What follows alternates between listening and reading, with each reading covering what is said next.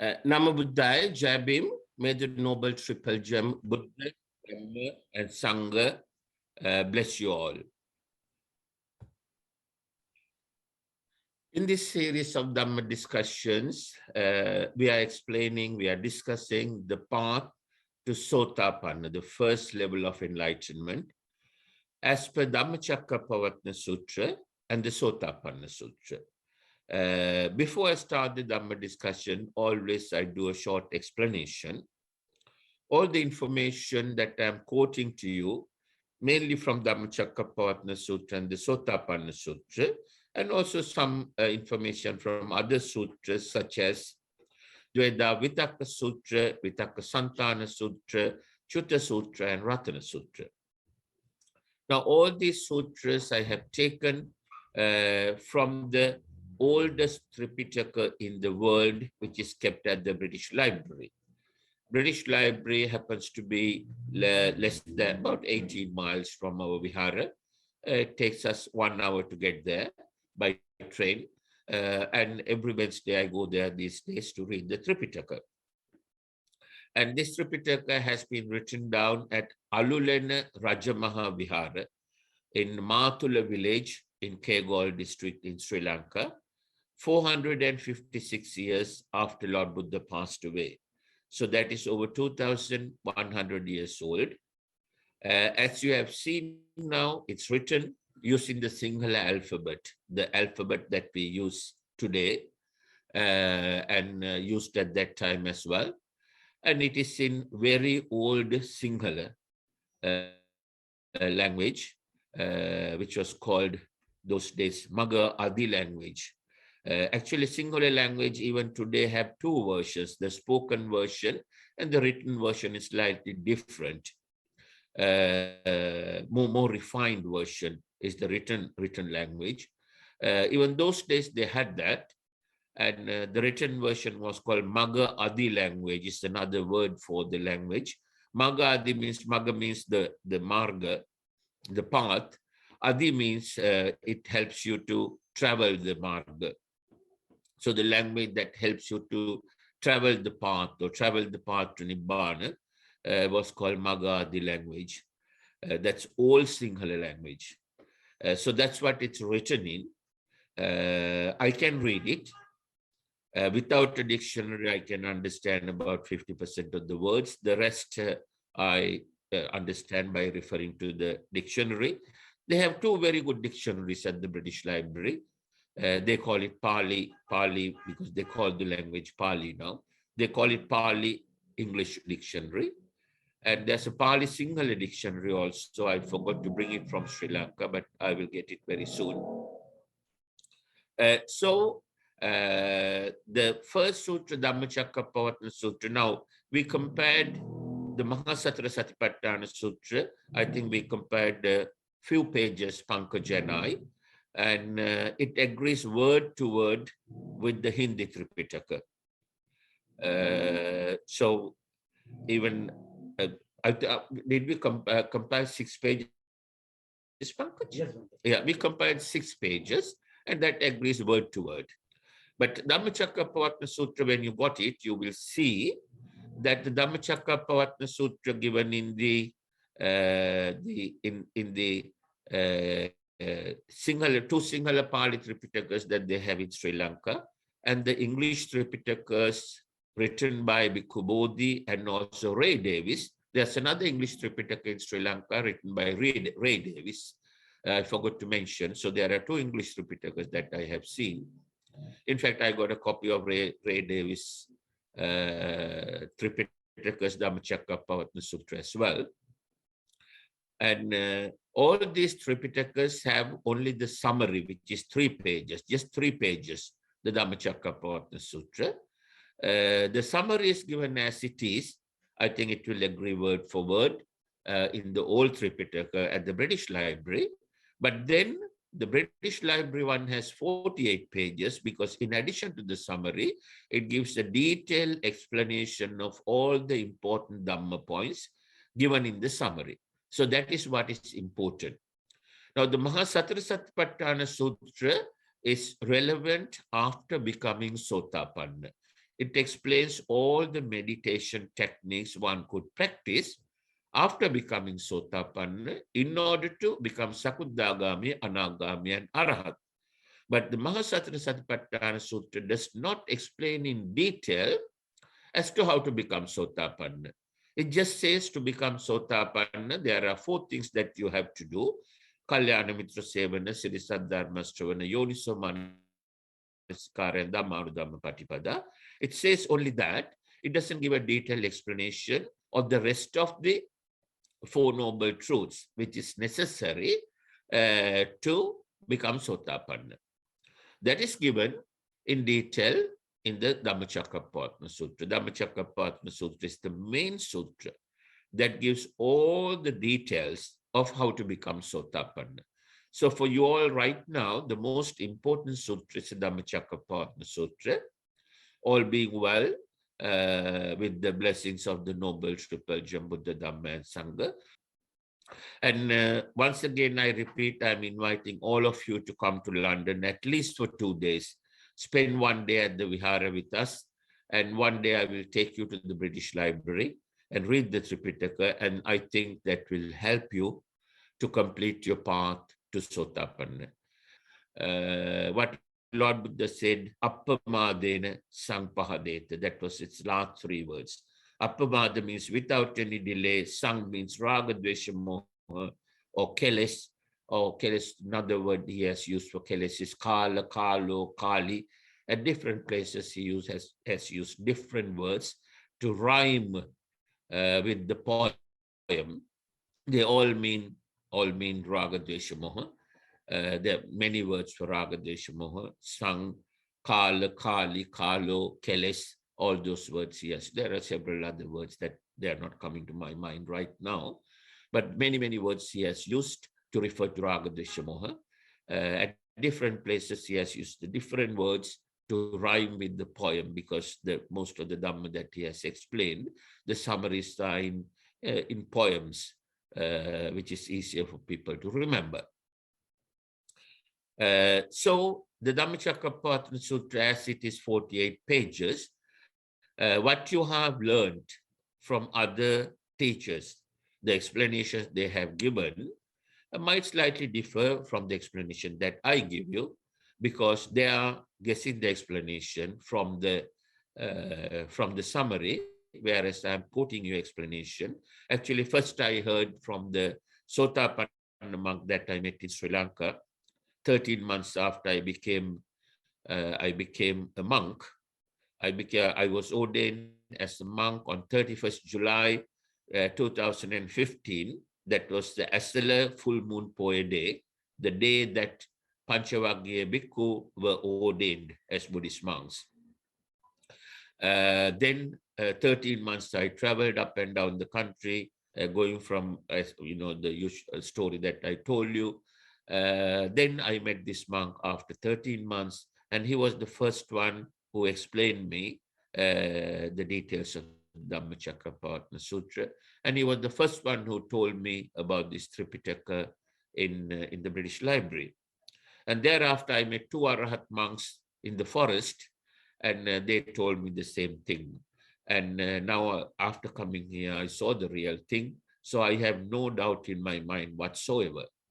And this is the correct version. So the version that I'm explaining to you might slightly differ from what you have learned from other teachers. And if that is the case, please don't develop anger, resentment, or develop arguments against it.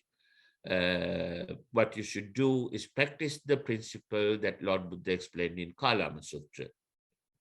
In Kalama Sutra, Lord Buddha said, don't either believe or disbelieve what I say. Just listen to me carefully, take this information home, analyze them, go through them over and over again using your intelligence and wisdom. And at the end of the day, if you find that it is correct, you can take it, make use of it, and you will get results very quickly. And if you think it's wrong, just leave it out and carry on with whatever you are doing, but don't develop anger, resentment, or arguments against it. So I kindly request all of you to practice that principle Lord Buddha explained in Kalama Sutra. Right, so we are going to start the Dhamma discussion. Before that, we will observe Panchasila, then meditate for 5 minutes, then I will deliver the sermon for about 45 minutes, then I'll give you 2 hours to ask any questions. Let's start now. Sadhu, sadhu, sadhu. Namo tassa bhagavato arahato samma sambuddhassa. Namo tassa bhagavato arahato samma sambuddhassa. Namo tassa bhagavato arahato samma sambuddhassa. Sadhu, sadhu, sadhu. Now, as I mentioned earlier, in this series of Dhamma discussions, we are discussing the path to Sotapanna, the first level of enlightenment. Now, in the discussion, this is the second series that we are doing now, and we are doing the eighth sermon in the second series, season 2, sermon 9. We started with explaining the Cuta Sutra, in which Lord Buddha explained what happens to people when they die. To summarize it, it says that if a person is Arahat by the time he dies, he goes to Nibbana. If he is Anagami, he will go to a good Brahmaloka. If he is Sotapanna or Sakudagami, he will go to a good Divyaloka. If he's already in the Sotapanna Marga, but not Sotapanna yet, he will come back to the human world and get a better opportunity to become Sotapanna, and all the rest, more than 99.99% of the rest of the people will go to the 4 hells. The example, the simile that Lord Buddha explained was taking a little bit of earth from the ground into his hand and compare that with the earth on the ground. And he said only a proportion of people who are equivalent to the earth in his hand will go to a better place, and all the rest equivalent to the amount of earth on the ground will go to the 4 hells. So giving simile, explain to people the importance of becoming Sotapanna. So remember, there's nothing more important for us in this life as a human being to become Sotapanna. There's nothing more important than that. We must become Sotapanna, or else we will end up in the 4 hells. As simple as that, according to Lord Buddha's Dhamma. And he has explained in detail how it happens. So remember, that is very, very important. That's why it's important to become Sotapanna. It doesn't mean that you drop everything and wear a robe and run away to the forest. You don't have to do that. You can become Sotapanna by practicing the path at home. Sotapanna is only the first level of enlightenment. You will only eradicate 3 of the 10 bonds. So it's not difficult. It's not as difficult as becoming Arahat. It's the easiest one, I would say. You all can do that. Please remember, you must do it and protect yourselves from the 4 hells. If not, when you die, you will go to the 4 hells, as simple as that. And if you go there, and it will take billions, if not trillions of years to come out of it and become a human being again. Because when a person goes to the 4 hells, and that person will not be able to understand Dhamma, there's no Dhamma there anyway, and the living beings living in the 4 hells will not have a developed mind to understand Raga, Dvesha, Moha, Maitri, Karuna, Mudita, Upekka, or any Dhamma points. So they will not know Dhamma. They'll be committing unwholesome deeds at least 30,000 times a day, through which they'll be earning sins, accumulating sins, so that they will die many times and reborn in the 4 hells and suffer. They will circulate between the 4 hells. That's the animal kingdom, then the ghost kingdom, inferior ghost kingdom, and the hell itself. Don't even think about going there. Do your very best. Give first priority. I'm not asking you to leave everything else. Obviously, you have to live in the present world, in the materialistic world. You have to earn a living. There are things that you have to do to earn a living. but give everything second priority and give priority to this one to become Sotapanna. Because life is very uncertain. Lord Buddha says it's like a drop of rainwater hanging at the tip of a leaf, waiting to fall onto the ground anytime. Remember, I am one of those drops. I could die tonight, you could die tomorrow. Life is like that. It's so uncertain. Until it happens to you, you think death is something that comes to other people. It doesn't come to you. Believe me, it will come to me, it will come to you. And it comes, and if you are not ready for it, it comes to you as a surprise. Because as human beings, until you comprehend them and become Sotapanna, or until at least you come to the Sotapanna Marga, all we do is we plan for everything that we have to do in the world. Yes, we have to plan for everything. When the child is born, we plan for schooling, we plan for higher education, we plan for doing jobs, we plan for buying things that are necessary to live, buying a house, buying a car, getting married, having children. We plan for all that, and that is very good. But those are uncertain events. They might happen, they might not happen. There's only one certain event in life that happens to everyone, and that is called death. And that is one thing people don't like to talk about, people don't like to think about, and people certainly don't plan about. So it's important to plan for it.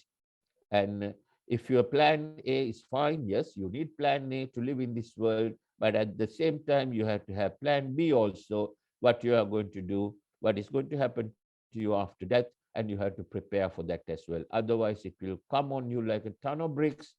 You will not know what to do. And by the time you realize it, it will be too late. So please don't wait for that long. I'm not trying to frighten you. I'm just telling you the truth, the reality, the truth about human life. That's what Lord Buddha did say, and that's what we have to understand. So please do your very best this upcoming holidays in December, and probably it will extend to January as well. Instead of doing the usual thing, what you did, going on holiday and enjoying your time on a beach or safari park or wherever, this time go to a monastery, switch off your phone, practice your path 16 to 18 hours a day. In a week or two, you will be Sotapanna. Believe me, if you do it correctly, because all of you have completed paramita, I think, otherwise you wouldn't be listening to this Dhamma.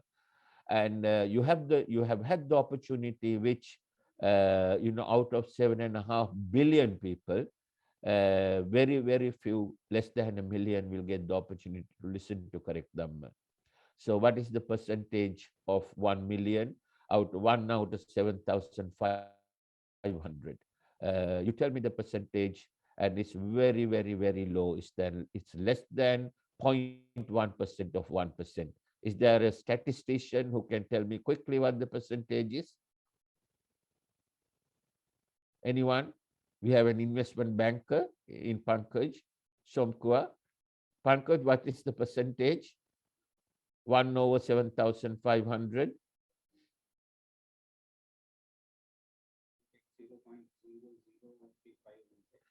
0.00135, Pankaj Meshram says.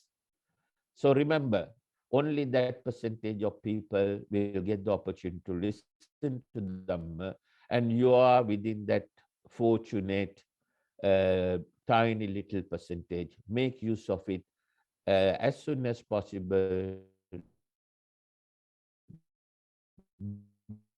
Don't delay. I know how else to express that anymore. I hope you all understand. I'm sure you all understand the importance of it. That's why you are here. Giving on a night, a party, or whatever, to listen to this Dhamma, because you have realized the importance of it. That's the first step. Next step is you must do it in practice and complete your path.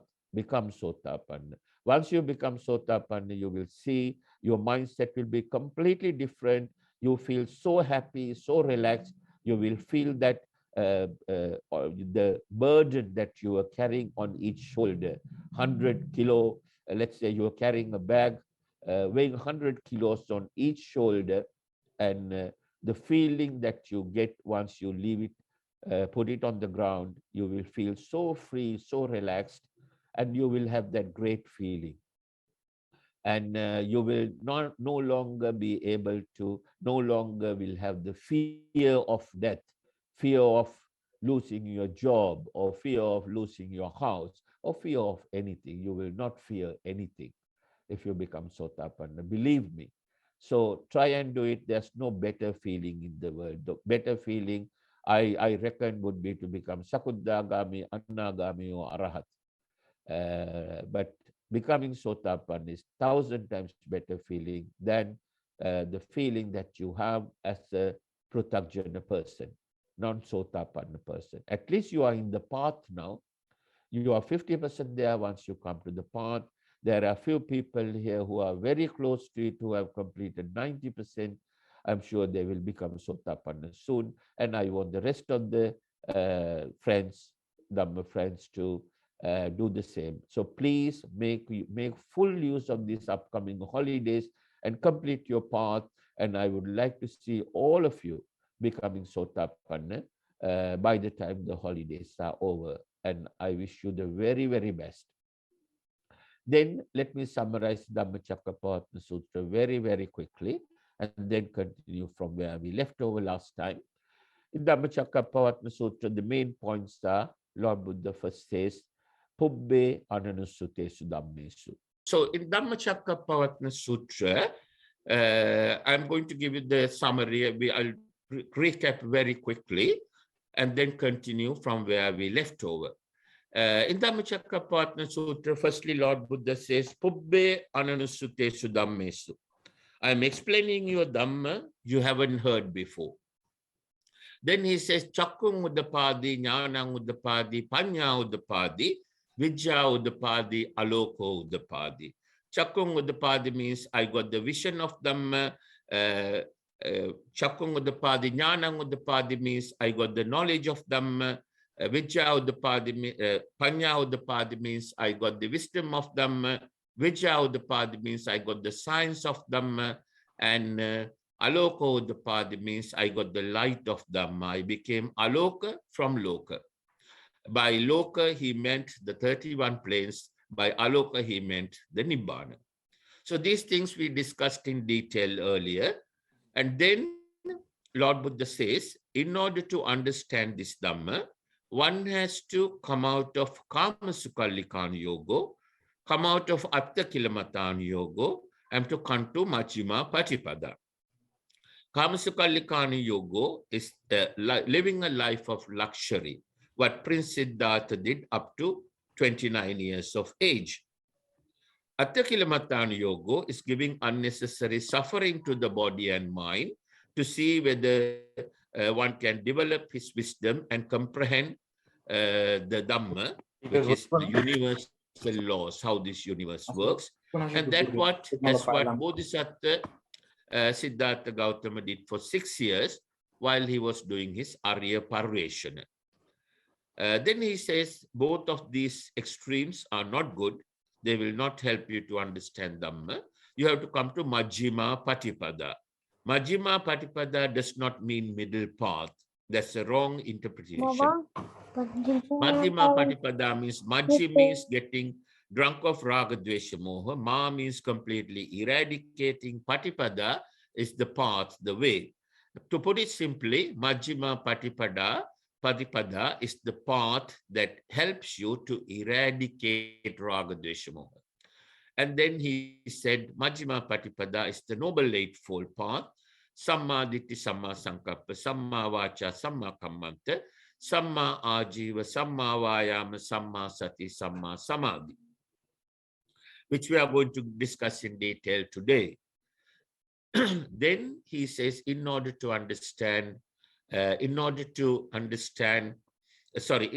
come to the Noble Eightfold Path, one has to understand the Four Noble Truths.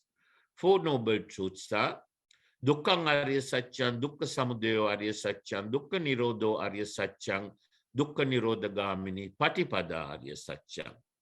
To put it in English, noble truth of suffering, noble truth of the reason for suffering, noble truth of out of suffering, and the noble truth of the way out of suffering. Then Lord Buddha says, if one understands these four noble truths, one will get 4 wisdoms out of the 73 wisdoms that a Samma Sambuddha gets. And those 4 wisdoms are Dukkha Jnanang, Dukkha Samudaya Jnanang, Dukkha Nirodha Jnanang, Dukkha Nirodhagamini, Patipada Jnanang, Ayang Uchyati Bhikkhave Samma Ditti. So a person who has comprehended the 4 noble truths will arrive at Samma Ditti. In other words, he has completed Samma Ditti, the first fold of the Noble Eightfold Path. And then he's in the Nibbana Marga, Noble Eightfold Path. He has arrived at the Nibbana Marga. That's why he's called Sotapanna. Sota means Nibbana Marga, Apanna means arrived at. In English, we call it stream enterer. Then Lord Buddha says, in order to become Sotapanna, there are 4 things one has to do. The 4 things are Kalyana Mitra Sevana, Sirisaddharma Shravana, Yoniso Manasikara, and Dhammanudhamma Patipada. Kalyana Mitra Sevana means associating a person who is capable of explaining correct Dhamma to you, which will help you to eradicate the 3 poisons, Raga, Dvesha, Moha. Sirisaddharma Shravana means you listen to the correct Dhamma explained by that Kalyana Mitra or Kalyana Mitras, person or persons.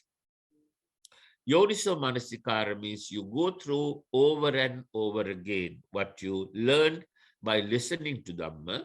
You go through it over and over again, analyze it using your intelligence and wisdom, and try and fully comprehend Dhamma and get a vision of it. Chakkung-udapadi means get the vision of Dhamma. Chakkung-udapadi means Sotapanna. Then he says, the 4th thing that you have to do is Dhammanu Dhamma Patipada. That he explains as Sabba Papassa Akaranang Kusalassa Upasampada. So the famous Gatha, Sabba Papassa Akaranang Kusalassa Upasampada, Sachitta Pariyodapanang Etam Buddha Anusasanang. Sabba Papassa Akaranang means eradicate all unwholesome thoughts, unwholesome deeds, and unwholesome qualities.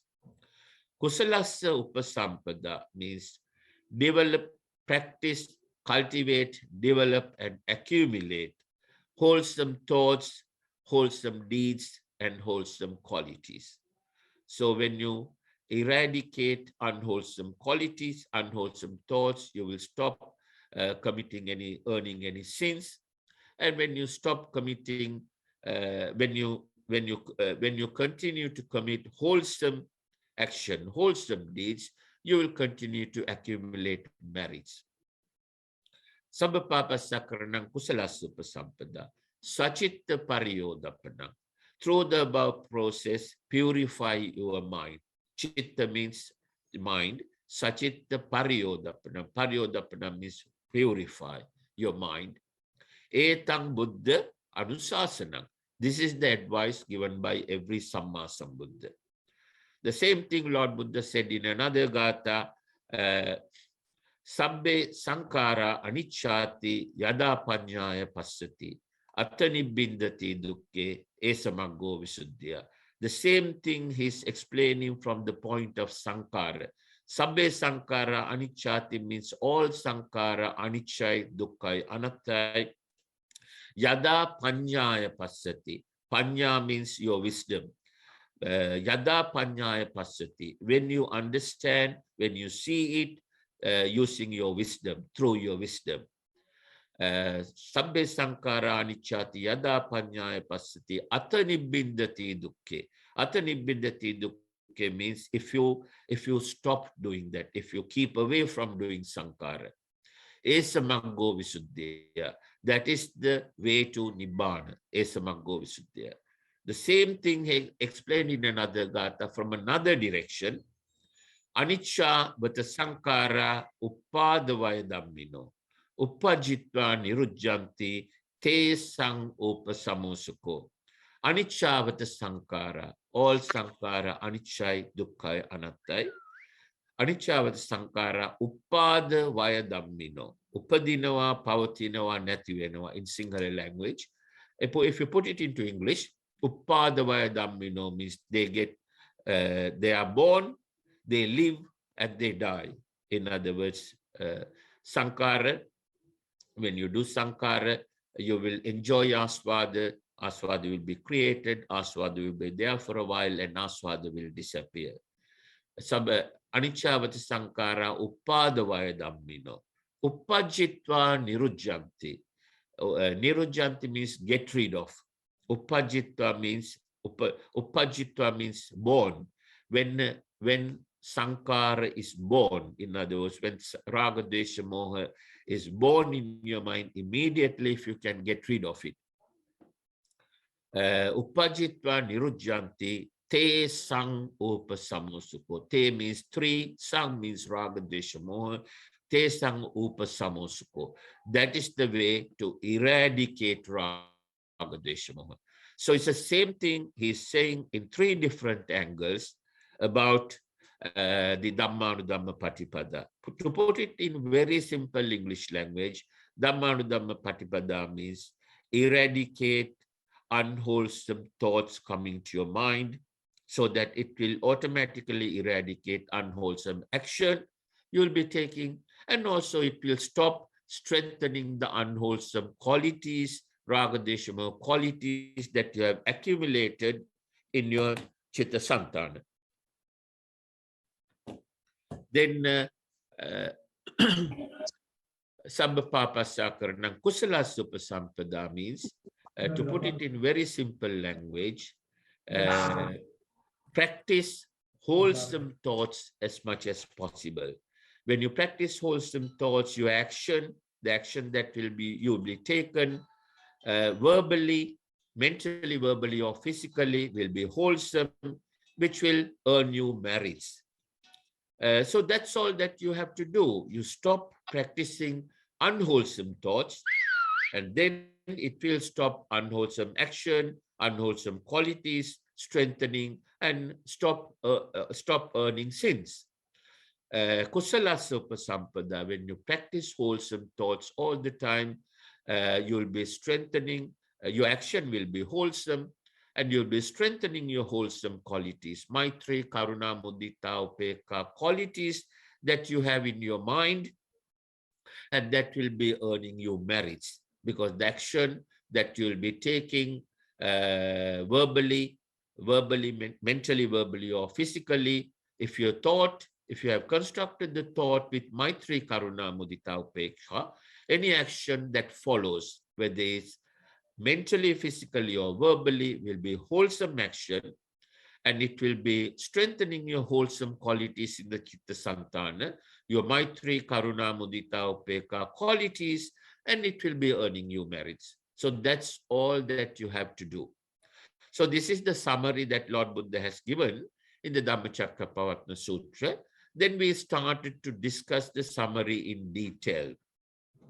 So the first noble truth, suffering, we discussed in great detail. And then last week, we discussed the second noble truth, the reason for suffering. Kamatanha, Bhavatanha, Vibhavatanha, we discussed. And today we are going to discuss the third noble truth of suffering and the fourth noble truth of suffering. That's out of suffering and the way out of suffering. So the third noble truth is out of suffering. Lord Buddha said, according to the cause and effect theory that he discovered. Now, the cause and effect theory is the most advanced theory any scientist has discovered, or what is the right word for it? Scientists are discovering, yes, discovered up to date using modern science. So the most advanced theory one has discovered is the cause and effect theory that Lord Buddha discovered. In his language, he called it Hetupala Dhamma. In English, we call it cause and effect theory.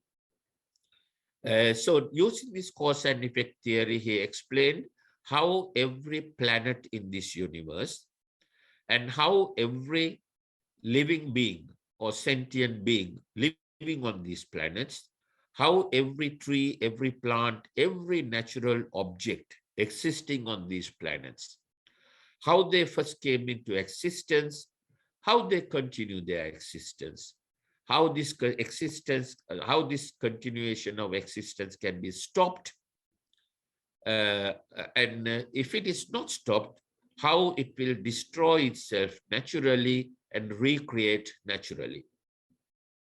So if you think about it properly, it's mind-boggling, because that's everything about everything.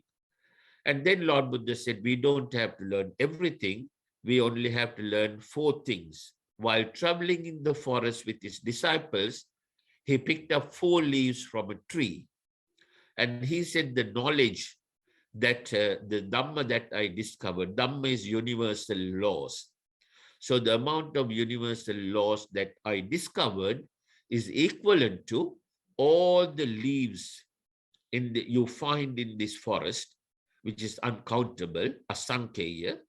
Sankhya means you can express it with a number. Sankhya is a number, numerical. Asankheya means you cannot explain it with a number. It's so huge. So the amount of leaves that you find in the forest is so huge. It could be trillions of leaves. And out of which, Lord Buddha said, I am explaining you. He showed the 4 leaves and said, I am explaining only these 4, which I call the 4 noble truths, which is relevant to human beings. That is suffering, reason for suffering, out of suffering, and the way out of suffering. That's all we need to learn and comprehend in order to eradicate Raga, Dvesha, Moha completely, and developed Maitri, Karuna, Mudita, Upekha to the highest possible level, improve our wisdom to the highest possible level, and understand suffering, reason for suffering, out of suffering, and the way out of suffering, which will give us the 4 Buddha jhanas. Samma Sambuddha has 73 Buddha jhanas. Jnana is wisdom.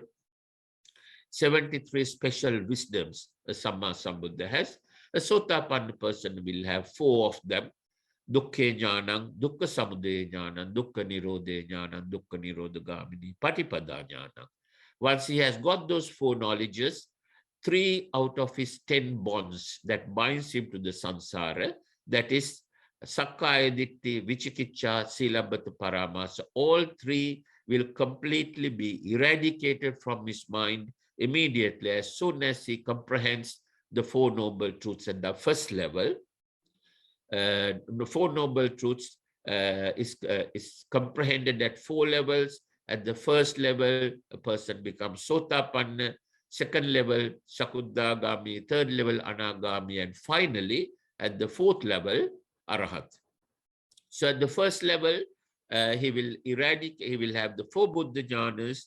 He will eradicate 3 out of the 10 bonds, Sakkaya Ditthi, Vicikiccha, Silabhata Paramasa, completely eradicated from his mind forever, and he will never get them again. And then he will attain Samma Ditthi. Sang means Raga, Dvesha, Moha. Ma means completely eradicating. Ditthi means the vision. He has got a vision of how to eradicate Raga, Dvesha, Moha completely. Now, most books, if you listen to most preachers, they will say Samma Ditthi means correct vision. What is the correct vision? That is totally wrong interpretation. Samma Ditthi doesn't mean correct vision. Samma Ditthi means Sang means Raga, Dvesha, Moha. Ma means completely eradicating vision. Ditthi is the vision. So it's the vision that helps you to eradicate Raga, Dvesha, Moha. The Sotapanna person knows how to eradicate Raga, Dvesha, Moha completely. And he knows that is the Noble Eightfold Path. So already he has completed the first one, Samma Ditthi. Then only he will proceed from there and try and gradually eradicate Raga, Dvesha, Moha by practicing Samma Sankappa, Samma Vacha, Samma Kammanta, Samma Ajiva, Samma Vayama, Samma Sati, Samma Vayama, Samma Sati, and finally Samma Samadhi, which is meditation. Remember, meditation comes last, but most people put meditation first. That's putting the cart before the horse. And if you put the cart before the horse, what's going to happen? I don't have to tell you. That's what has happened to most people. They start with the last one and they got stuck there. They cannot move forward. That's wrong. The Noble Eightfold Path is clear and precise. You start with Samma Ditti, then Samma Sankappa, Samma Vacha, Samma Kammanta, Samma Ajiva, Samma Vayama, Samma Sati, and finally Samma Samadhi, which is meditation. So those 8 we are going to discuss in detail today. Now we are discussing the third noble truth, and the fourth one will be the Noble Eightfold Path. These are the 2 things that I am going to explain today before I give you 2 hours to ask any questions. So the out of suffering, Lord Buddha said, according to cause and effect theory, to come out of suffering, you have to eradicate the reason for suffering. First, he explained what is suffering. Suffering is basically you cannot get, Lord Buddha's suffering, the noble truth of suffering is you cannot get what you like to have. The main 3 things that people like to have is people like to live forever, people like not to get old, people like not to fall sick. And no one can have that. And that is the major part of suffering, Lord Buddha explained. He explains the 9 types of suffering: Jatipi dukkha, Jarapi dukkha, Vyadipi dukkha, Maranampi dukkha. Then Soka Parideva dukkha domanasa upayasapi dukkha, Pi yehi vipayogo dukkha, Api yehi sampayogo dukkha. Then he says Yampi ichang nalabati tampi dukkhang. Yampi ichang nalabati tampi dukkhang means a quality that you will find in all those 9 that he mentioned. And what it means is Yampi ichang nilabati. Icha means your desire, what you like to have. Yampi means anything. Now in Sinhala, today's Sinhala, we say Yampi ichang nilabati. Yampi kisi deyak icha kemati kiyala nolabati. We cannot have. So the English meaning is basically Yampi ichang nilabati means if you like to have something and you cannot have it, then that is suffering. So that's, if you really think about it, the suffering that we undergo is either we cannot have what we want or we get what we don't like to have. Either way, it's 2 sides of the same coin. So that is the noble truth of suffering Lord Buddha explained. He did not explain birth is suffering, getting old is suffering, getting sick is suffering, dying is suffering. That is not the noble truth that he explained. Everyone knew that. Now, at the beginning of the Dhammacakkappavattana Sutra, he says, Pubbe ananusutesu dhammesu, to this highly educated 5 ascetics, the Panchavaggiya bhikkhu, who have been doing research for over 25 years to try and find the reason for suffering or the way out of suffering. And obviously they knew birth is suffering, death is suffering, getting old is suffering, falling sick is suffering. Even a 10-year-old child knows that. So Lord Buddha, having told the Panchavaggiya bhikkhu at the beginning, I am going to explain to you Dhamma that I haven't explained before, he's not going to turn around and say something silly like that. Life is suffering, death is suffering. Everyone knows that. There's a deeper meaning to it. Deeper meaning is that all these sufferings are due to attachment, due to the fact that we cannot have what we like to have, or we get on the other side of it is we get what we don't like to have. We don't like to have death, but we get it. We don't like to get old, but we get it. We don't like to fall sick, but we get it. That is the suffering he talked about, the deeper aspect of suffering. So these are the things one has to understand in order to become Sotapanna.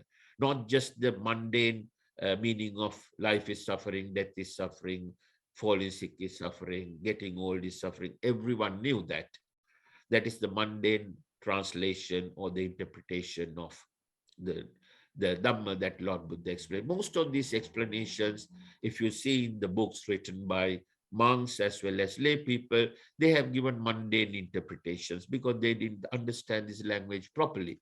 But if you go into the deeper meaning, what Lord Buddha meant, that is what is necessary to understand and comprehend the Four Noble Truths and become Sotapanna.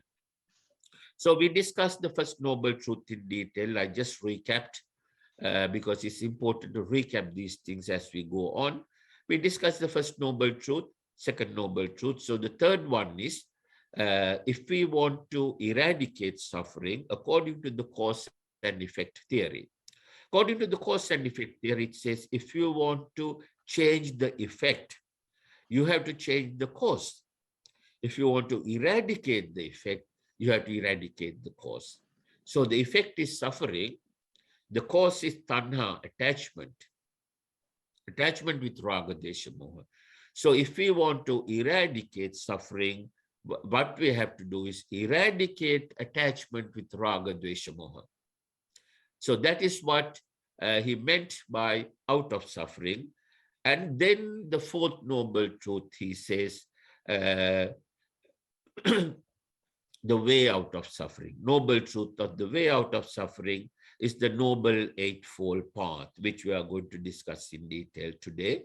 The Noble Eightfold Path is Samma Ditti, Samma Sankappa, Samma Vacha, Samma Kammanta, Samma Ajiva, Samma Vayama, Samma Sati, and Samma Samadhi. Now let's try and look at these 8 in some detail and see how it should be practiced, how these 8 should be practiced in day-to-day life, as Lord Buddha explained. Now, Samma Ditti. Sang means raga, dvesha, moha. Ma means completely eradicating. Ditti means the vision. So, Samma Ditti is the vision that helps you to eradicate raga, dvesha, moha completely. So, person who has understood and comprehended and got a vision of the Four Noble Truths has completed Sammaditi. He knows how to eradicate Raga, Desha, Moha. Then he starts eradicating it. First one he will look at is Samma Sankappa. Now, Sankappa means thoughts that are coming to your mind. Sangma.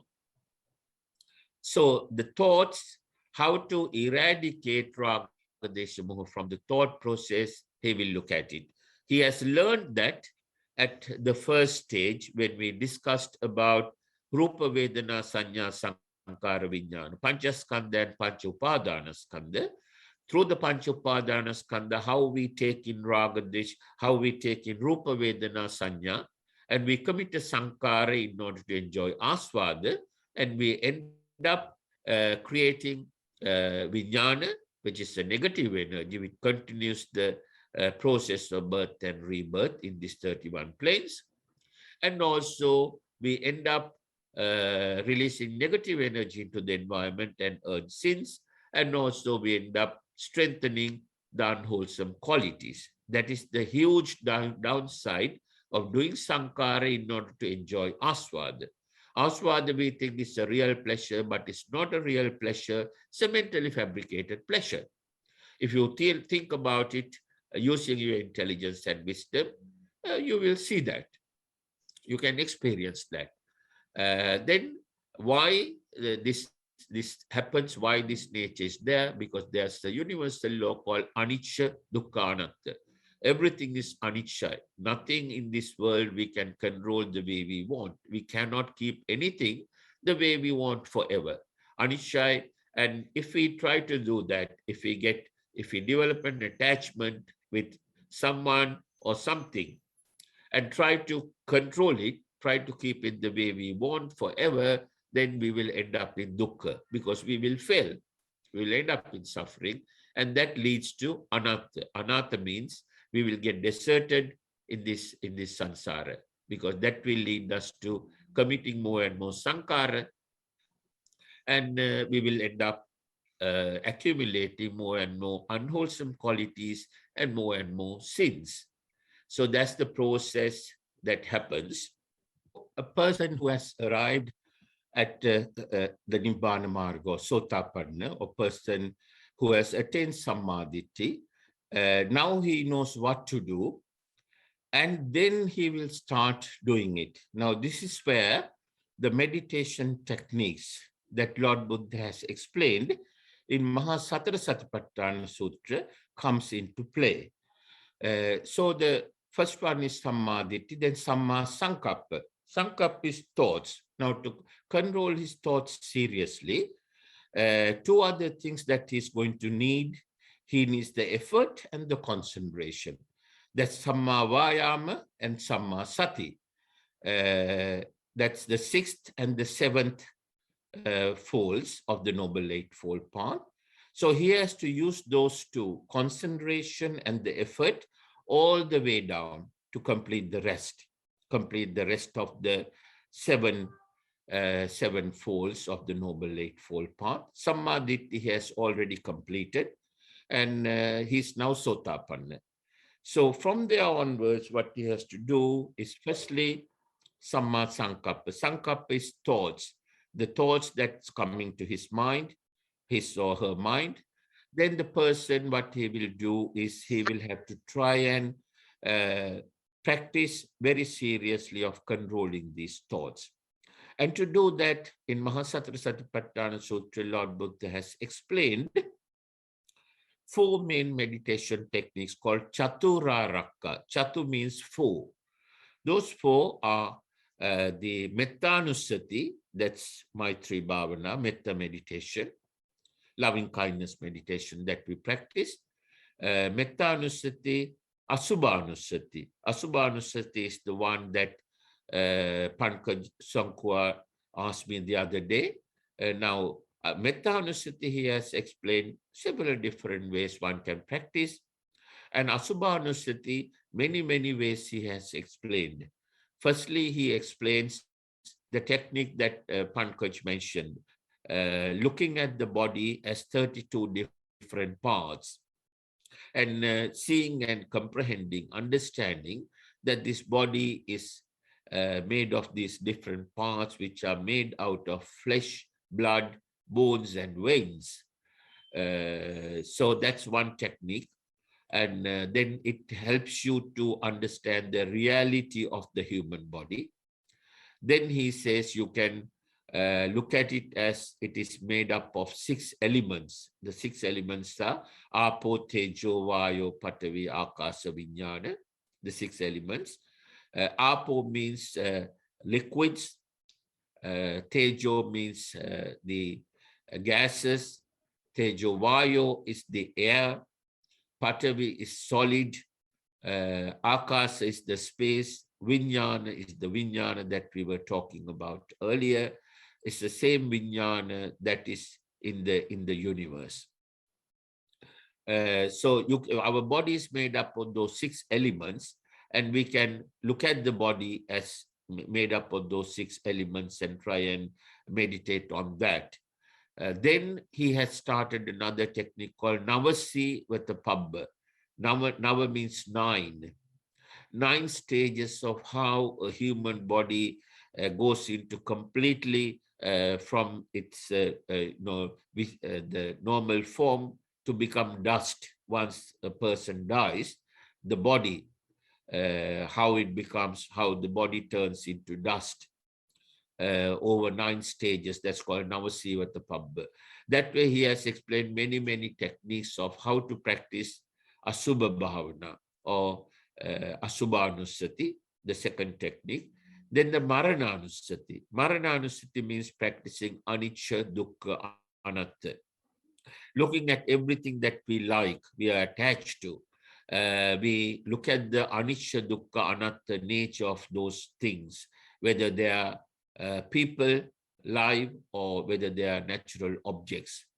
Try and understand the Anicca, Dukkha, Anatta of the nature, and try and eradicate the attachment that we have towards that person or towards that object.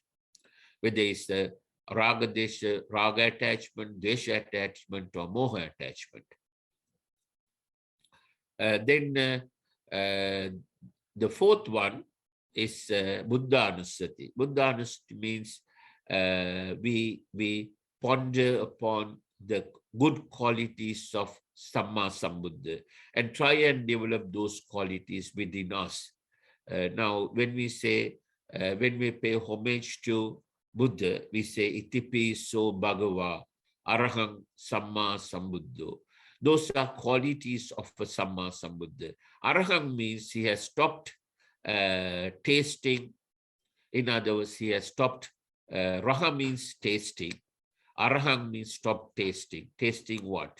That what it means is satisfying the mind through the six senses. He has completely stopped satisfying the mind out of the six senses, and that is a quality a Samma Sambuddha has. If one can do that, one will become anagami. That is one of the most difficult things to do, because we are used to satisfying the sixth sense, satisfying our mind through the information or through the data or through the Rupa Vedana Sanya, that or the Rupa that we get through the six senses. And to stop that process, it's not easy. If one can do that, one will be anagami. To practice that, these meditation techniques help. In addition to that, Lord Buddha has given another complete sutra called Indriya Bhavana Sutra. Indriya is another word for the six senses. So in the Indriya Bhavana Sutra, he has explained how to look at the anicca dukkha anatta nature of the process of satisfying the mind through the rupa that we get through our eyes, through the rupa that we get through our ears, through the rupa that we get through our nose, through the tongue, through the body, through the mind. Now, those are more advanced things we don't have to worry about in detail at this stage. We just have to know what they are, that's all. So that's a sankappa, thoughts. Once you control the thoughts, the rest will automatically happen. So samma sankappa, samma vacha. If you control your thoughts, then your words, the words that you use, will automatically become sankappa, will become samma.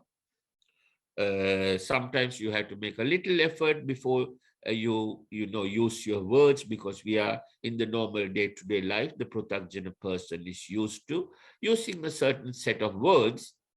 From the day a child is born, they keep accumulating these words, and some of the words they use very often, and it makes a little effort to get rid of those words with raga, dvesha, moha, and use words with maitri, karuna, mudita, upekka instead.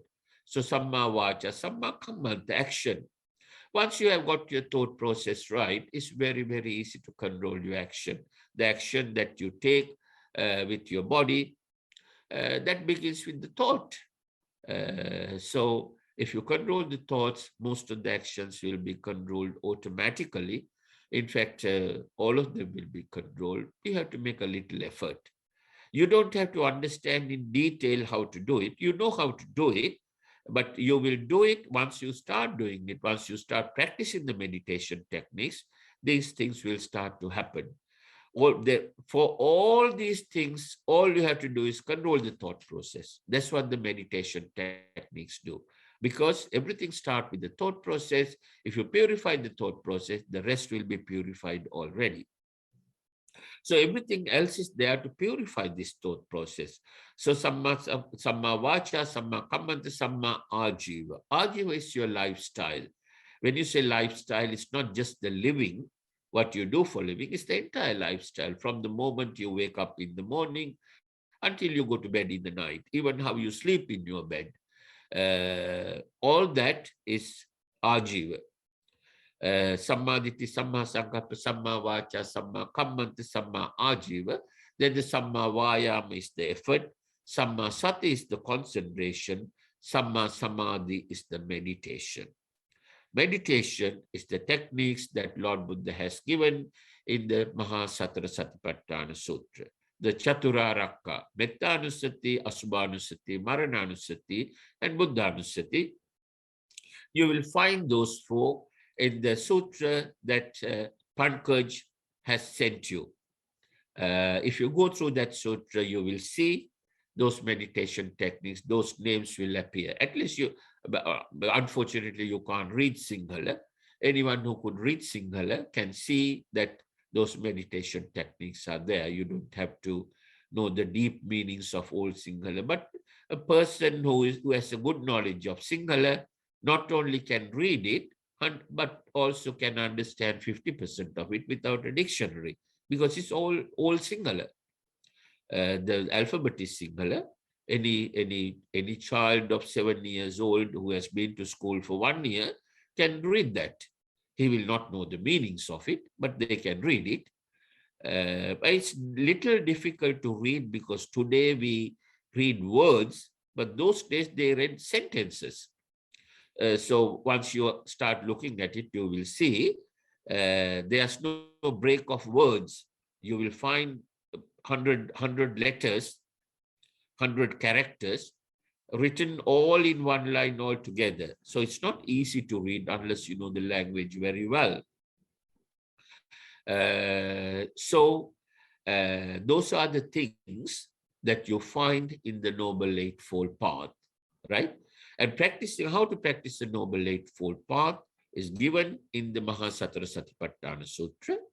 And you don't have to worry about it in detail. At this stage, all you have to do is know, understand that it is there and it will work, right? So once you have understood those four, you know the noble truth of suffering, you know the noble truth of the reason for suffering. Kamatan, noble truth of suffering is you cannot have what you want. Or you get what you don't like. Basically, you cannot have what you want. Yampi ichan labati tampi dukkha. That's what it boils down to. Noble truth of suffering. So you have to understand it in great detail. That's why people suffer all the time. As long as we have that mindset, we will never have peace of mind. We will always be worrying about losing the job, losing the house, losing the car, losing the family. And that fear is there. And that is suffering. So that's the noble truth of suffering. Then the reason for suffering is kama tanha, bhava tanha, vibhava tanha. Tanha is the attachment through raga, dvesha, moha. And out of suffering is the cause and effect theory. If we want to eradicate suffering, we have to eradicate kama tanha, bhava tanha, vibhava tanha, the reasons for suffering. And the way to eradicate is the Noble Eightfold Path. So by the time you have understood that, you have already completed Samma Ditti. You have got the vision of how to eradicate Raga, Desha, Moha. From that point on, then you have become Sotapanna. Once you have become Sotapanna, if you want to proceed further in this life, then only you have to study the Sotapanna Sutra in detail and practice those meditation techniques, right? Until then, Lord Buddha has explained you don't have to practice all four. One is enough. You just pick one, whichever the one you prefer. That if you practice it correctly, now the Metta Bhavana, Mettanusati, or loving kindness meditation, in the Metta Sutra, Lord Buddha has explained how to go from the beginning, Sotapanna to Arahathood, using the Metta Bhavana, loving kindness meditation. So loving kindness meditation is the most powerful one and the easiest one to do. That's why I keep recommending it to everyone. So at this stage, all you have to do is just practice loving kindness meditation. You have Kalyana Mitra Sevana, you are listening to Sri Saddharma Sravana. Don't just listen once and leave it. Keep listening to it over and over again. You got the recordings with you. Listen to it every day, at least for 15, 20 minutes. You know, I have given you a program to practice 2 hours. And if you stick to that program, you will see that you will make rapid progress. Very, very quickly, you will get there. You will become Sotapanna. And the opportunity that you are getting here during December holidays, please don't waste it going on holidays abroad and this and that. You did all your life, just change it for once in your lifetime to attain the most important thing that you have to attain in this life. You have been on many holidays, every Christmas, every whatever, when you get your annual holidays, you go on holiday, enjoy your time, you have done that. And when you look back, what have you got? You got some holiday pictures and some memories, that's all. And once you are dead, that will be lost too, right? So forget about that. Don't do that this time. Use that 2 weeks or 3 weeks or holidays that you get. Just go to a monastery. Switch off your phone completely and practice your path. Believe me, you will become Sotapanna very quickly, right? So I'm going to stop the Dhammadesana there and give you time to ask any questions.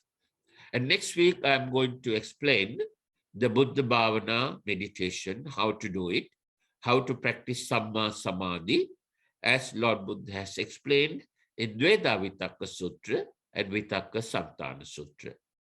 Right, I'm going to stop there now and give you time to ask questions.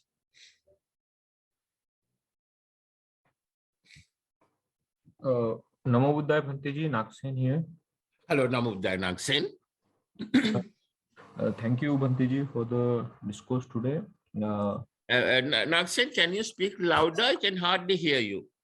Yeah, Bhante ji, I hope it is audible now. It's a little better. Yeah. Bhante ji, you have mentioned about Mettanusati, Marunanusati, and Buddhanusati. I hope you will be explaining this in detail in the further part of the discourses. Well, let's try and get everyone Sotapanna. You see, normally I only explain up to Sotapanna because I haven't completed the rest of the path yet. Until I become Arahat, if I do become Arahat in this life, I'm trying my best. And if I become Arahat only, I'll be explaining the rest. Unless and until I have fully comprehended and experienced it, I feel that it's unfair to explain to people what I am not sure of, right? What I haven't comprehended. In other words, if I haven't passed my bachelor's degree, it's not fair for me to go and teach for bachelor's. I may know it, but it's important for me to complete the path. So right now, I only explain up to Sotapanna, right? I want everyone to be Sotapanna. And once you have become Sotapanna, then if you are interested in proceeding further, then for a smaller group of people who have become Sotapanna only, I will explain what I know, right? I have gone little further from Sotapanna. I'm trying to go even further. I'm stuck in a certain place, being unable to move forward right now. So I can discuss all that openly with people who have become Sotapanna. It will be useful for them, their path, discussing my experience. I haven't got there yet. So I can discuss all that once you have become Sotapanna. But I don't want to discuss it in the larger group and confuse other people, you see. Because if you start teaching PhD stuff to people who are doing +2 exam, they will get confused. So in this group, I will only explain up to Sotapanna. If someone is really, really confident that he is Sotapanna, if he can tell me, for Sotapanna people, I can have a separate discussion group where we will discuss. I will explain what I have learned, what I have experienced so far. Is that a reasonable answer? Okay, Bhante ji, I mean, I'm very much interested to get involved, to know about all these cities.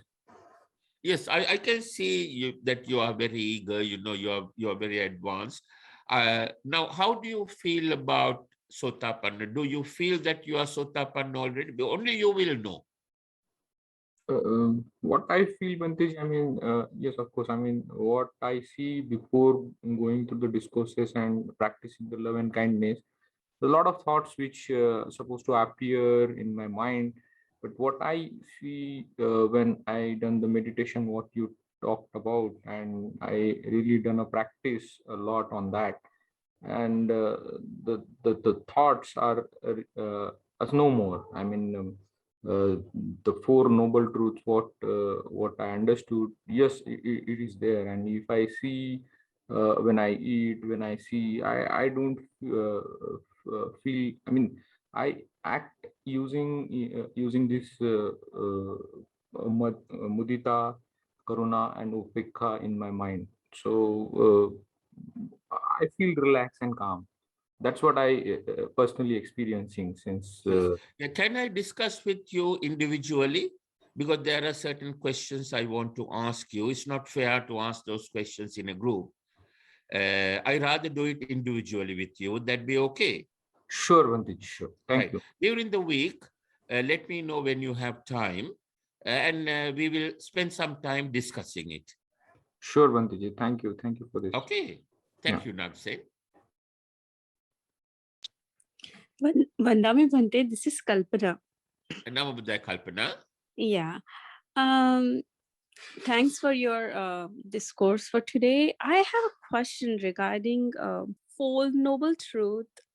I understood suffering, the reason of suffering, instant, whatever happens, I could comprehend and I could calm myself. But I always have issue out of suffering, like eradicating attachment is the main thing. Not I come out of attachment about the things or about this, but the attachment of the motherhood or attachment of the I'm a daughter or I'm in this all pockets, small fact pockets.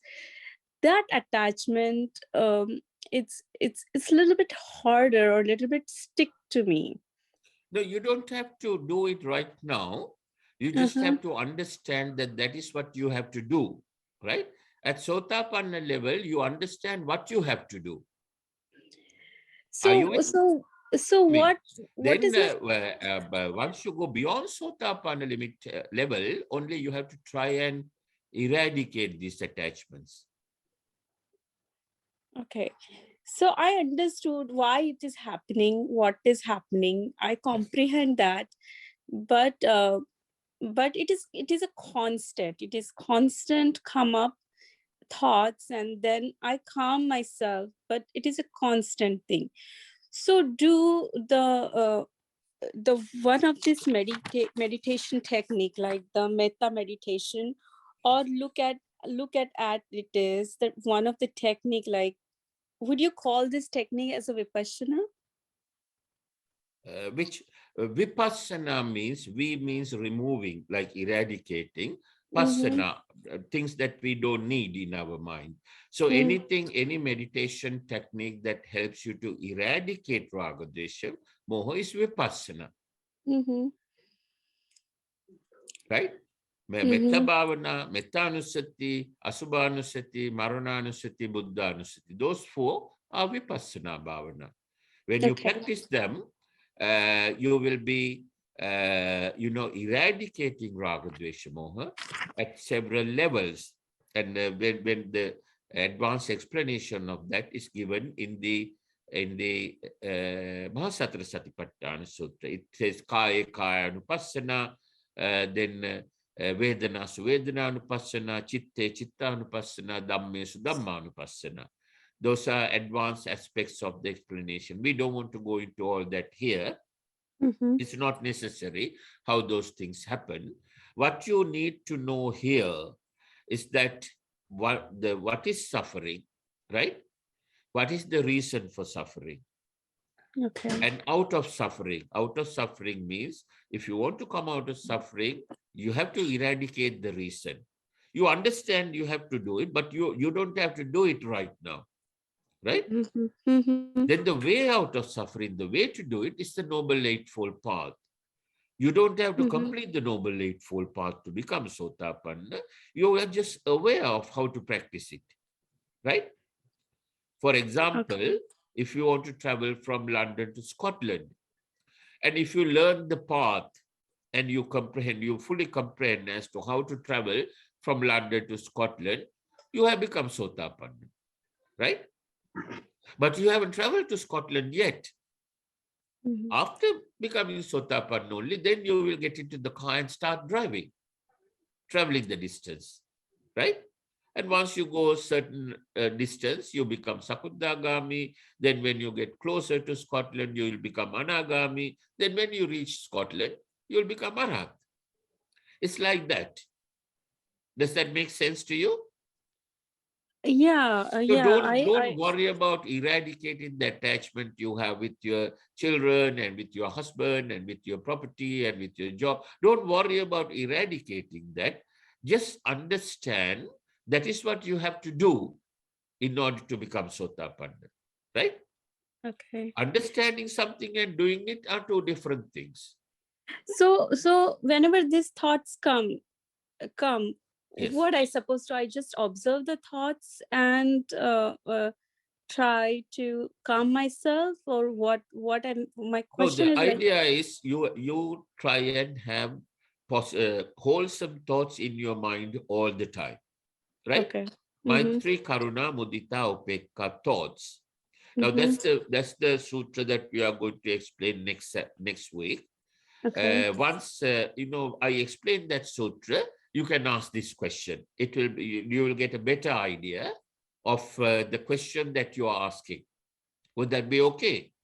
Yes, sir. Yes, sir. Yeah. Yes, Bhanteji. Yeah. Thank you. Any other question? Do you have any other questions, Kalpana? No, I do not have, but yeah, like I do have, but I'm hesitate to ask, but I will ask anyhow. If you have, if you, the the samma ditti, like Yes. the samma means rag, dvesha, and moha. Sang Uh, means raga, dvesha, moha. Ma moha, means ma means completely eradicating. completely eradicating. Yeah. Ditti means vision, right? Vision. Yes. Yes. So when we are practicing this samma dritti, Yes.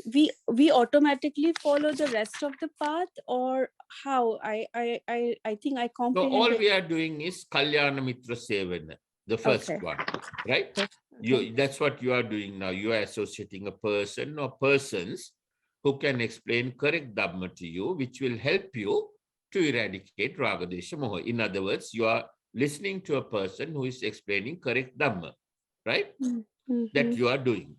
Sirisad Dharma Shravana. You're associating a person. Then second thing is you are listening to the Dhamma. He's explaining. That is also you are doing. So two things you are doing. Mm-hmm. Third thing is what you have learned already. You go through it over and over again using your intelligence and wisdom and try and really comprehend it, right? See it through, get a vision of it. Okay. Then the fourth one that you have to do is, learn to control this thought process through loving kindness meditation. Don't go into serious meditation as you will do after becoming Sotapanna. Just practice loving kindness meditation that I have explained to you, right? Okay. Remember we are asking for forgiveness, transferring merits, and wishing them well. That's the type of loving kindness meditation.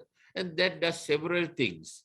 Firstly, that helps us to eradicate unwholesome thoughts coming into our mind. And thereby, it will eradicate new unwholesome action and stop we strengthening unwholesome qualities. Secondly, when you practice loving kindness meditation, you are practicing, you are improving your action, whatever the action that you take will be loving kindness, Maitri, Karuna, Mudita, Upekka, and it will strengthen your Maitri, Karuna, Mudita, Upekka qualities, and you will be releasing positive energy into the environment, cleaning the environment, helping all the living beings living on the 31 planes and earning merits, right? So at this stage, don't go deep into meditation, just practice simple loving kindness meditation. Okay. Okay. Thank And you, that Bhante. will improve your wisdom and you'll be able to understand the Four Noble Truths better. So to understand the Dhamma, in this case, the Four Noble Truths, what we need is wisdom. Our wisdom is covered with the Raga Desha qualities that we have. So once we clear this little by little, and improve the qualities, wholesome qualities, Maitri, Karuna, Mudita, Upekka, qualities little by little, then our wisdom will grow, right? When the wisdom grows, you begin to see things better. You will understand, right, this is suffering. This is the reason for suffering. This is out of suffering, and this is the way out of suffering. Then you will have those four special wisdoms, four Buddha jhana. Dukkha jhana, that's the complete knowledge of what is suffering. Dukkha samudaya jnana, the reason for suffering. Dukkha nirodha jnana, how to come out of suffering. And nirodhagamini patipada jnana, how to come out of suffering altogether. What you have to do to come out of suffering. Okay, I got it. Thank you, Bhanteji. No, it's good questions you are asking because you are thinking. You see, you are doing Yoniso Manasikara now, which is good. Vandami Bhanteji. Namo Buddhaya. What's your name, sir? Pankaj here, Pankaj. Hello, Pankaj. So this is in line with what Sister Kalpana has asked. Yes. So I just wanted to reconfirm. So if the quality of the mind is like mind is contained, so previously I used to have a lot of thoughts, you know. Yes. And now, like you said, I have got the vision of when you say a lot of thoughts, were they wholesome thoughts or unwholesome thoughts? All kind of thoughts. All kind of thoughts. Okay. All kind of thoughts. I couldn't segregate. I mean, I wouldn't have a count of it. But then I actually could experience that there is a stillness. I think those no longer come in. Maybe if there is an unwholesome thought, I immediately become aware of that, yes, you know, and this is leading us to suffering. Yes. So that is the knowledge you meant to say, or the vision, or the wisdom, because, you know, often, let's say we are doing a particular act, or if you are, all of us are in the material world, we are chasing something or the other. Previously, the mind is restless about whether this will happen or not happen and all those things. I think the mind is accepting the way the things are in the real sense, its nature, you know. Yes. Now, Pankaj, you are discussing of thoughts coming into the mind and the quality of those thoughts and how to eradicate. Shall we discuss that topic after the next week's Dhamma sermon? Because next week, the Dvedhavitakka Sutra and Vitakkasanthana Sutra deals exactly with the point that you and Kalpana are talking about, right? So we will be in a better position to discuss it in more detail after explaining those two sutras. They are both short sutras. I explained that last time also. This time I will explain it in little more detail. And can we discuss this topic next week? Yes, Bhanteji. Sure. My only Any other questions you have? Yes, my only question was that if there is no nature of these thoughts, and they are there, and you know, you're able to see them the way their nature is, and it's not bothering you. Is that the right way of, or that is the right vision, or the knowledge, uh, or the wisdom you spoke about earlier today when we covered the four?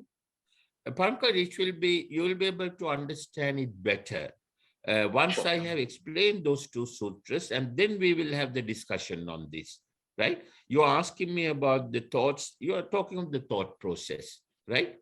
Where basically thoughts are coming into your mind, wholesome thoughts, unwholesome thoughts, what you should do with it. Let's discuss it after discussing those two sutras, because those two sutras are exactly and all about what you're asking now and what Kalpana asked earlier. So it will be better to discuss it after discussing that, after explaining those two sutras. You will be in a better position to understand what I'm saying. Well, first you will be able to know know from the scripture what Lord Buddha said about this particular question, right? What kind of thoughts come to our mind? How do we deal with them? How do we keep good thoughts in our mind? How do we eradicate bad thoughts? All that is explained on those two sutras. After that, we'll be able to have a better discussion on that. Would that be okay? Yeah, that will be perfectly okay. All that I wanted Any to other convey questions to you. apart from the quality of the thoughts, the question that you asked in the same question Kalpana asked? Do you have any other questions? No, I don't have any questions, Bhanteji. Only thing I Okay, wanted to convey, I feel that I was not able to convey it to you. I'm not sure whether you. What I'm saying is, previously I had that problem, but no longer I have that problem. As of now, I'm able to. That's what I wanted to convey to you. Okay. Now, when you say problem, exactly what do you mean by the problem? No, so I think what Kalpana Or had different types of mentioned. thoughts are coming to your mind. Yes, previously I used to have all these kind of things, but I no longer get bothered by it, or as they come in, I'm able to see them the way their nature is, the way they come and they go. They no longer bothered me with any kind of an attachment or any kind of a desire or any kind of this is after I started doing the metta, what you had suggested, and the conversations which we had, and the way you wanted me to work. So I think having Maitri, Karuna, Mudita, and Upekha, as soon as these thoughts comes in, the moment I'm able to see them, and if it's an unwholesome thought, I'm able to understand that and convert it into a wholesome, in the sense that I'm Oh, that's able very to. good. That's very good. Does that help That's me? That's exactly what I what wanted. we are going to explain in the two sutras tomorrow. I mean, next week. So I how just do put a we punctuation deal with there. unwholesome thoughts? How do we deal with wholesome thoughts? Bhanteji, I just want to put a punctuation there just for the benefit of Kalpana. Yes. I just wanted to communicate to her that she will get to know when they will cease to exist. She will understand that. It is their nature. Yes, you are right. She will get a better understanding once we explain the sutra. It's best to explain to her after explaining the sutra, because right now she's only hearing from us. Before we explain it, if she hears from what Lord Buddha has said in the sutras, then it will be easier for her to convince her mind that this is the process. Yeah, it's like the warranty, like Pankaj went and he has actually seen the Tipitaka there and is confirmed, and then what we are able to see, that it's like a warranty. What Lord Buddha has explained is the same way. Once we understand the teaching, we get to know about. We don't have to ponder over it. It automatically comes. That's what I meant. Yes. Thank you, Bhante. Thank you, Pankaj. Any other questions, anyone? Vandami Bhante, this is Manisha. Hello, Manisha. Namo I have Buddhaya, Jai Bhim. Namo Buddhaya, Jai Bhim. I have just the extension of the thought. When we get unwholesome thoughts in our mind and we recognize them, how important it is to forgive ourselves.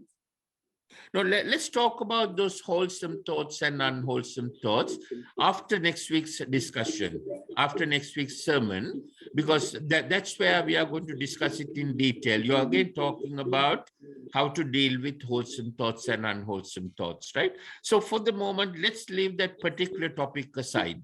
Ask me questions from anything else, because the detail of the sutra that explains how to deal with thoughts that are coming to our mind, wholesome thoughts and unwholesome thoughts, we haven't discussed that yet. Let me explain those two sutras next Saturday, and then you can ask those questions. Any other questions do you have?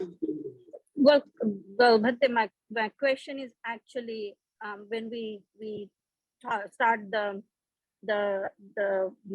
Maitri Bhavana metta for everyone, we ask for Kamayachana, right? We ask for forgiveness from Buddha, Dhamma, or the triple gem, Yes. how important it is for us to forgive ourselves. Is it really important that we forgive ourselves first? Or Forgive yourself that's for my what? question. For whatever unwholesome or whatever thoughts that you have had, because your mind knows what is the truth about yourself, what kind of person you are. If you really had some good things or you really did some bad things and stuff like that. For example, Well, I saw you somebody. shouldn't think about any bad things you have done. That's, you know, that is what now we discussed earlier. Upekha. Remember Upekha? In Yes, Bhante. Upekha, we don't think about the bad things that happen to us, right? We just let it go. Don't think about it. What about the bad things that But what I has believe that happened, I we did to cannot others? change. We are not going to Correct. think about them. All we are doing Okay. is all the bad things that we have done, we put them all into one basket and ask for Okay. forgiveness for them and forget about it. Right? Okay. Don't keep thinking Okay. about, oh, I said this to that person, I did that to this person. Then that's not upekha. Yep. Okay. Okay. That's what I was.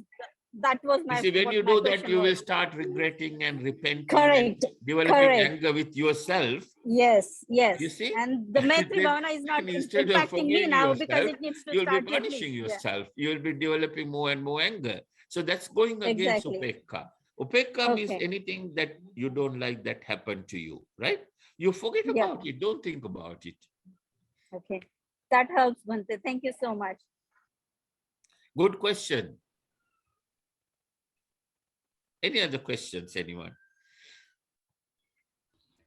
Bhante, may I ask a question? Yes, you can. Who's that? It's Hardika. Hello, Hardika. I have two questions really. Yes.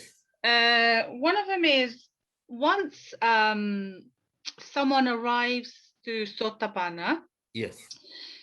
does that mean that they will never have unwholesome thoughts? No, not at all. That will be at Arahat stage. Okay, great. But more than 50% of their thoughts will be wholesome. Right, and they'll be aware of whether it's Yes. wholesome or unwholesome, Yes. right? Yes. So at Sotapanna, you're aware whether it's wholesome or unwholesome, you can identify. Yes. Yes. Okay, great.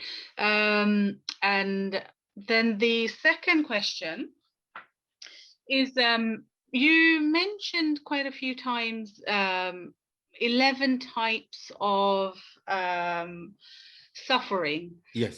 Now, I haven't managed to write them all down. Yeah. So I would like to write them all down. Would you mind just saying them out slowly for me? Okay. The first one is Jati Pidukka. Jati Pidukka. Second one is Jara Pidukka. Jara Pi. Just write Jara. Yeah. Then Vyadi Pidukka. Yeah. Just write Vyadi. Yeah.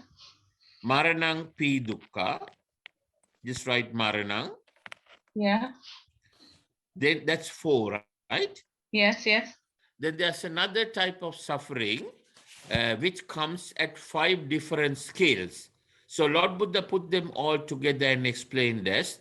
Jati Pidukka, Jara Pidukka, Vyadi Pidukka, Mara. Soka, the next 5. First one is Soka. That's number 5. Number 6 is Parideva. Yeah. Number 7 is Dukkha. Yeah. Number 8 is Domanassa. Dovanasa. Domanassa. Domanasa. Yeah. Next one is Upayasa. Payasa. Right? So that's 4 plus 5, 9. 9, yes. Then the 10th one is Piyehi Vipayogo Dukkho. Vipayoga Dukkho. Yeah. 11th one is Appi Yehi Sampayogo Dukkho. Appiyehi. Piyehi Vipayogo Dukkho. Appi Yehi Sampayogo Dukkho. Sappa yoga Dukkha. dukkha. Sappa Right? So that's 11. dukkha. Okay, thank you. And one quality you find on those 11 is yampi ichang nalabati tampi dukkha.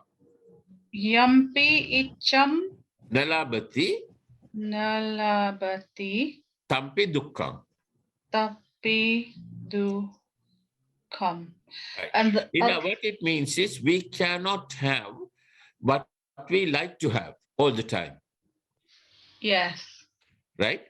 yes. We don't like jati dukkha, but it comes to us. We cannot control it. We don't like jarapi dukkha, it comes to us.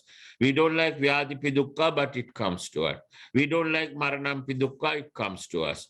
We don't like soka parideva dukkha domanasa upayas, it comes to us. Right? Then piyehi vipayogo dukkha. Piyehi vipayogo means getting something, piyehi vipayogo dukkha, losing something that we like. Right? We are having something and we lost it, like our car. We use the car and we lose the car. Something happens to the car. Or car gets, its time runs out, it dies, it gets old. So losing something that we like to have, something that we don't like, we get. For example, having to work with an enemy at work. Yeah. Right? So all these 11 has this quality of not being able to get what we like to have. Yampi icham nalabati tampi dukkha. Right? Yeah. So those 11 types of suffering, Lord Buddha is saying, this is all yampi icham nalabati tampi dukkha. And then if you look at the three main things that we like to have, live forever, right? And not getting old, not getting sick. He has mentioned all that, those three are in that level. We cannot have, can we? No. Those are the three main fears that we have. Yes. Right? Yeah. Then the other fears, losing the house, losing the job, all that. That's jati dukkha. Right? We have an attachment to the job, we have an attachment to the house, we have an attachment to the car, and we are worried about losing it. That's jati dukkha. Understand? Jati dukkha. That's the first one, yes. Yeah. So those things, the fear of losing the job, fear of losing the house, fear of losing the family, that's all that comes under jati dukkha. Okay. Fears, all fears. Yes. Okay. And the rest of them, like Javapi, Vaidi, and all those things, You see, they are also, if you look at them, they are further down the line on the same thing, right? Let's say if you have an attachment to your mother with raga, dvesha, moha. That means you are attached to her because of what you are receiving from her, right? So jati dukkha, you are attached to her because of what you are receiving from her. So if you don't get what you are getting from her, right? Let's say she does all the cooking for you. You live with her, she does all the cooking. And you are attached to her because of that. Or she does all your housework. Suddenly she says, turned around and says, Hardika, I can't do all this housework anymore. Won't you get angry? Yeah, that's jati dukkha. Because you are attached to her with raga, dvesha, moha. But if you are attached to her with maitri, karuna, mudita, upekka, and you let her do those things because she enjoys doing it, and suddenly she says, Hardika, I can't do this anymore. Doesn't matter. You see, that's fine, mom. That's fine. I let you do it because you enjoyed it. If you don't enjoy it, don't do it anymore. I understand. Right? Yes. So if you had that the attachment with raga, desha, moha only, you will get angry. If your attachment was with maitri, karuna, mudita, upekka, you will not get angry. right? Mhm. Jatipi dukkha, jarapi dukkha, if she's getting, old. Vyadipi dukkha, if she's getting sick. Maranampi dukkha, if she dies, right? Mm.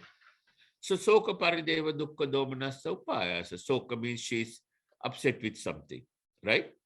Mm. Then parideva, her upset is bigger because she has lost something that is really, really important to her and not doing, what you want her to do. Mm. And then soka parideva dukkha, she's suffering as a result of her past karma and she's not giving what you want, and then you're upset because you attach with raga desha moha. Mm. Parideva dukkha domanassa, she's depressed. She's not doing what you want her to do. You're not getting from her what you are expecting. You get dvesha. Domanassa upayasa. Upayasa means she's totally disillusioned and suicidal, right? Mm. And if you attachment with raga desha moha, you will get angry with her. But if you attach with maitri karuna mudita upekka, you will never get angry. You will try and find a solution to it. You will give her all the support that she needs. Maybe you will take a couple of weeks off from work.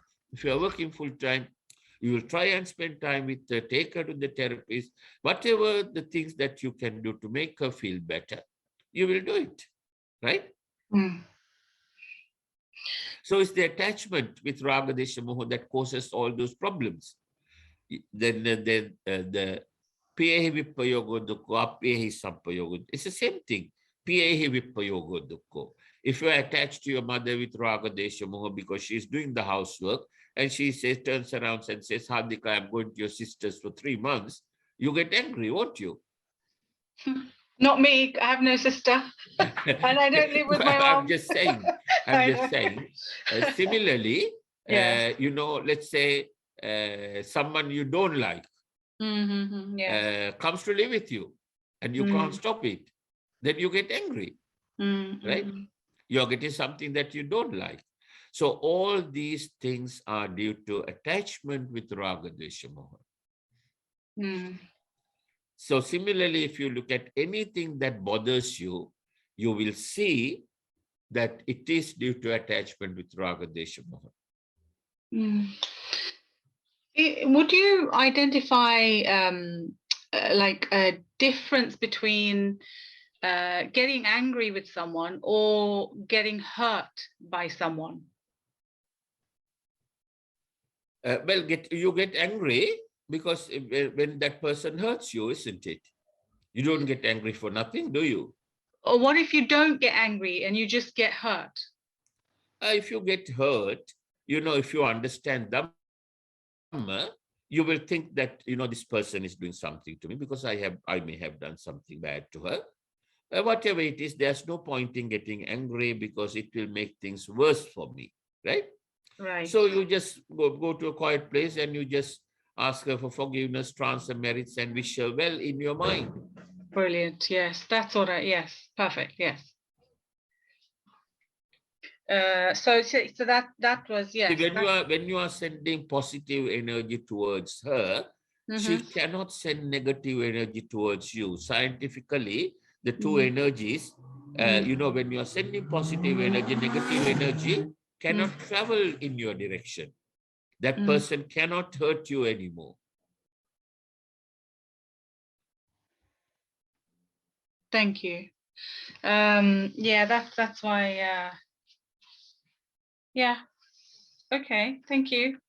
Thank you very much, Bhante. You're welcome. Any other questions?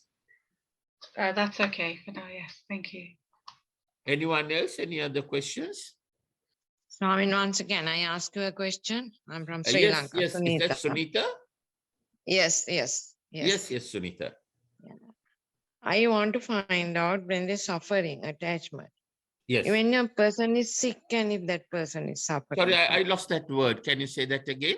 If a person is sick and he is suffering, yes, how do you explain that with attachment? Well, can you elaborate the question?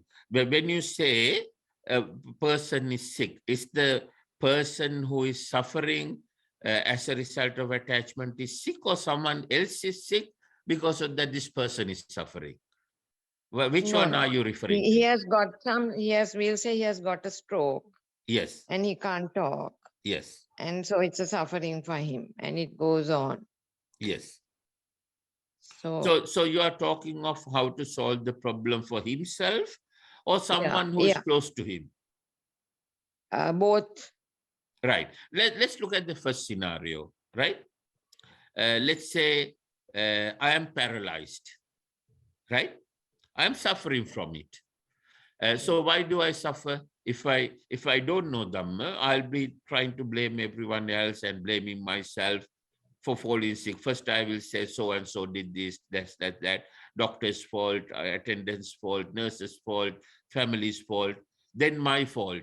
I didn't do this, I didn't look after myself. Either way, I'm developing anger, right? Yes. Then on the Okay. other hand, if I understand Dhamma and says to myself, okay, I'm in this situation because of something I have done in the past. So to overcome that, Dhamma says I have to ask for forgiveness, transfer merits, and wish all of them well. Because I have done something wrong to someone, that's why it's coming back to me. So all you will do is, whole day, like Angulimala did, you'll be asking for forgiveness from all the living beings. Firstly, from the Noble Triple Gem, Buddha, Dhamma, and Sangha, and then from all the living beings living on the 31 planes, asking your forgiveness, transferring merits, and wish them well, right? That's what you will do. So to start with, when you do that, you are not developing anger within yourself, anger or resentment. Secondly, you are developing Maitri, Karuna, Mudita, Upekka within yourself, right? Thirdly, you are transferring merits to the others, living beings living on the 31 planes. Then you are earning merits.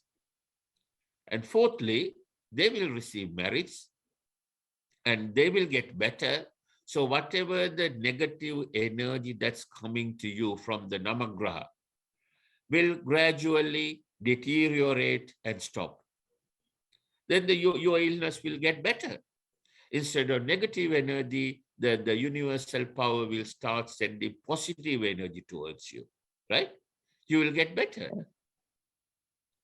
Have you seen this spiritual healer in Sri Lanka called Dvedhavitakka? Yeah. Yeah. Now he gets 50,000 sick people into a playground and he will meditate for a while and he will go to each person and just touch that person. And that person gets better. I have seen in one program, 1,200 people in Nuarelia program. It's on the YouTube. I can put it on the YouTube for others to see, but it's in Sinhala, so people may not understand the language. 1,200 people sit on wheelchairs. He just goes to them and touch them. They just get up and walk. How does it work? See, people have fallen sick because of the bad karma that they have done. They have received negative energy from the Namagraha. That is their duty. They are sending negative energy, so that causes problems in our health. There will be problems with internal organs or whatever, and we fall sick and they are wheelchair bound. So all Dvedhavitakka does is, he gets positive energy from the environment and puts it into that person's body within a second through his body, and that defect, whatever that is in the body, will get corrected, right? For that moment, then you may ask what's happened to the, the sins that he has committed. So he's giving a temporary solution, and he will tell people in his, before he starts the session, he delivers a long sermon. In that he tells people, don't, observe the Panchasila, don't do this, don't do that, don't do that, do this, do this, do. He will tell you a list of the good things that you should do and a list of the bad things you shouldn't do, right? So if a person do all that, his sins will get gradually be eradicated and the cure will be permanent. I know many people who went there and got permanently cured. In fact, I'm going to bring him to UK after the 24th of November. The drug companies in Sri Lanka got together and stopped him working. He was doing that all free of charge. I know him personally. I have been to his house in March 2020. In fact, he's in touch with me. And the drug companies got together and stopped him doing it. They put a false case against him. So the case is on Yeah, the yeah. 24th of November. And after that, Yeah. all being well, he'll be coming here for 2 weeks, he and his wife. Yeah. But he's not allowed to practice in Sri Lanka anymore. Yeah, yeah, If he yeah. touches someone now, the Yeah. law can put him behind bars. Yeah. That's yeah, what the law is in Sri Lanka, you know. No, that is, I think, So someone fell sick or that is the something energy. happened. That's how the energy works, you see. Works, yeah. It's a question of positive energy and negative energy. So coming back to your question, if that person keep practicing that meditation technique, then the namagraha will gradually stop reducing, you know, deteriorating the negative energy that's coming to that person. And then the universal power, namagraha themselves, they'll start sending the positive energy towards him, and he will get better. See, through meditation, you can get better. That's how people get better. I mean, imagine But if he's not Kumara does it in conscious. 1 second by just one touch. But what more evidence can you have than that? Yeah. But this, if the sick person is not conscious, nothing can be done. Yes, that's tough luck. Yeah. Yes. See, in Akkana Sutra, Lord Buddha has explained 9 or 10 types of people who cannot comprehend Dhamma. And, you know, those who can't hear, those who can't, you know, they don't have a stable mind, and 9 or 10 types of people. So if he's not conscious, then he falls into one of those categories, unfortunately. His the sins that he have committed are so bad that he will have to suffer for it, you see.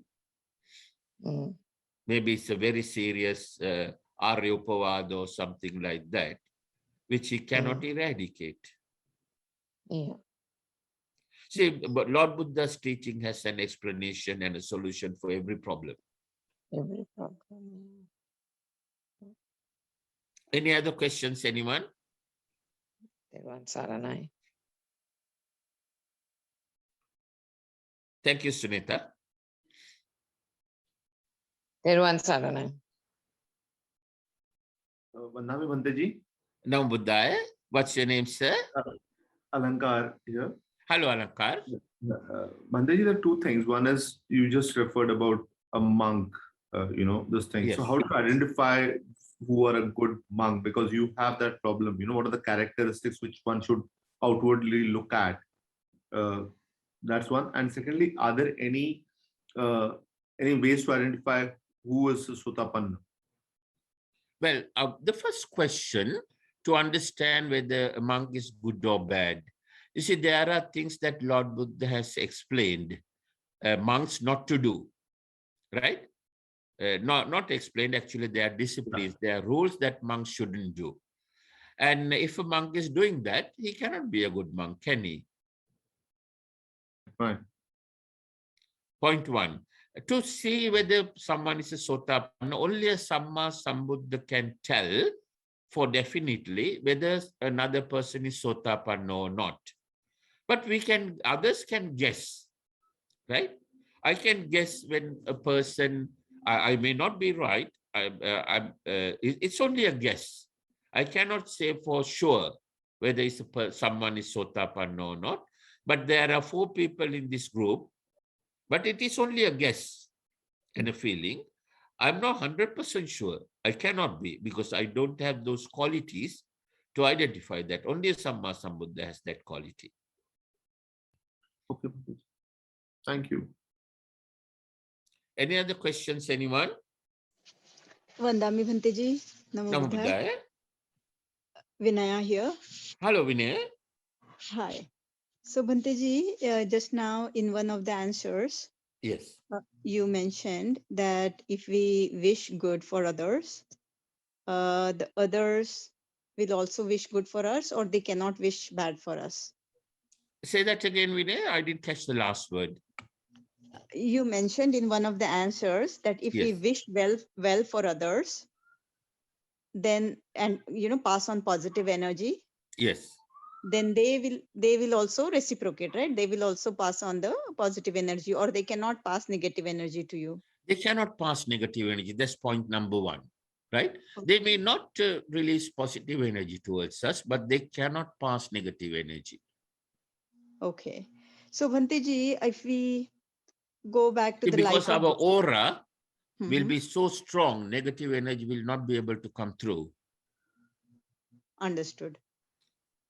Okay, so even if they, okay, so it doesn't hit us, you are saying. Okay. Yes, yes. Okay, got you. Because I was just thinking, Bhante ji, the example of Sammasambuddha, Yes. he was so Mahakarunik that he was always compassionate to everybody. Yes. But Devdatta, until the end, he always tried to harm him. Yes. Yeah, but he didn't get harmed. So that's what you're saying. Yes, yes. Oh, okay, understood. Thank you, Bhante ji. I mean, while asking the question itself, I got the answer. Thank you so much. Thank you, Vinay. Any other questions, anyone? Bhante Naksen again. I mean, Hello, Nagsen.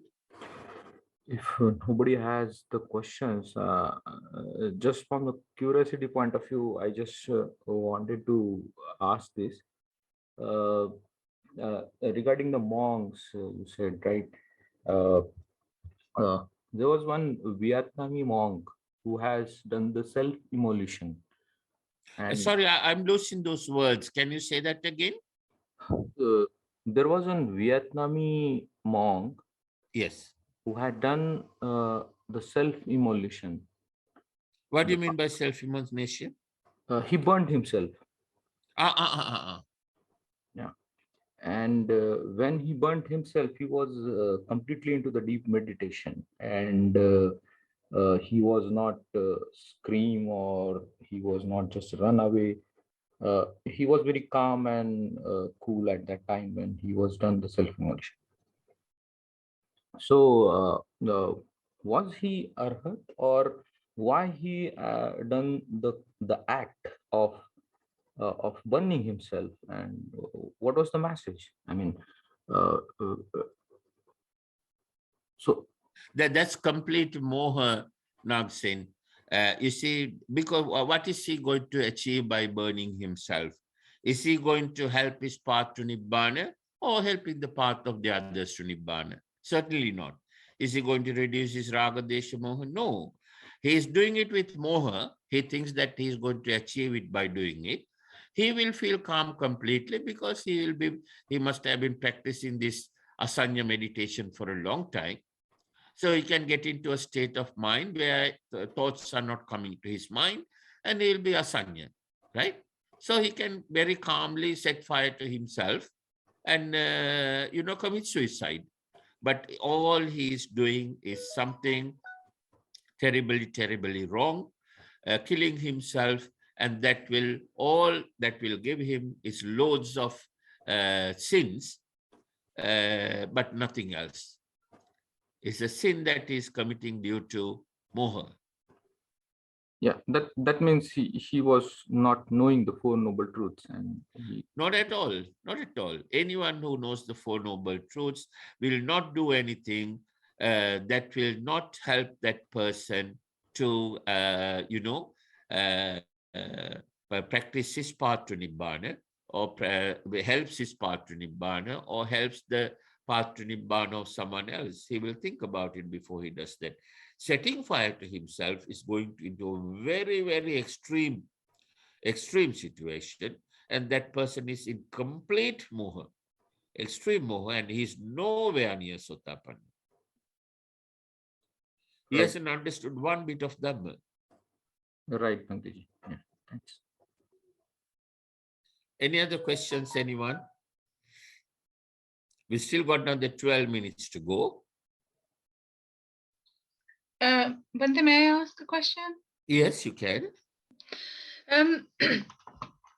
If we understand the vision, and we understand the difference between wholesome and unwholesome thoughts, actions, and positive energy,